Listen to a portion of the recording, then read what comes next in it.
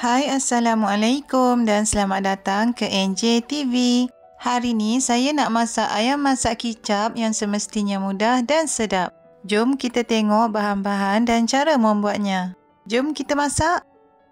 Mula-mula sediakan potongan setengah ekor ayam. Perapkan ayam dengan serbuk kunyit, garam dan ajino. Gaul sebati.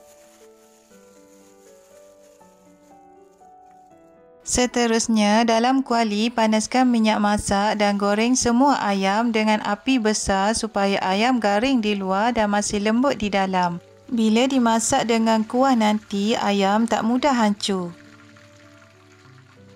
Untuk kuahnya pula, kisar halus 5 ulas bawang merah, 5 ulas bawang putih, 1 inci halia dan air. Jika suka pedas, boleh kisarkan sekali cili padi.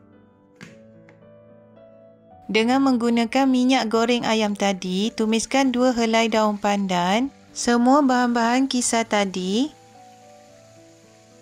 2 sudu besar cili buh dan kacau sebati.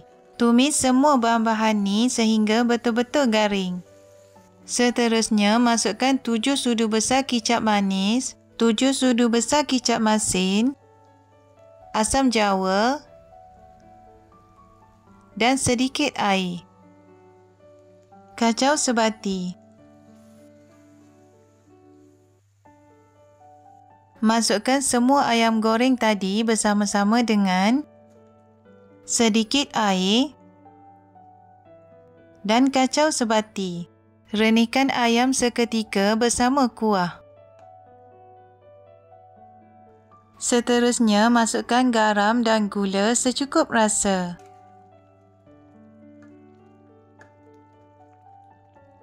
Bila kuah dah agak pekat dan cukup rasanya, masukkan potongan 1 biji bawang Holland dan potongan cili besar merah.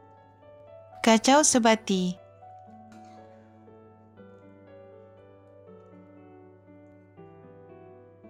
Alhamdulillah, ayam masak kicap kita dah siap dan sedia untuk dihidangkan.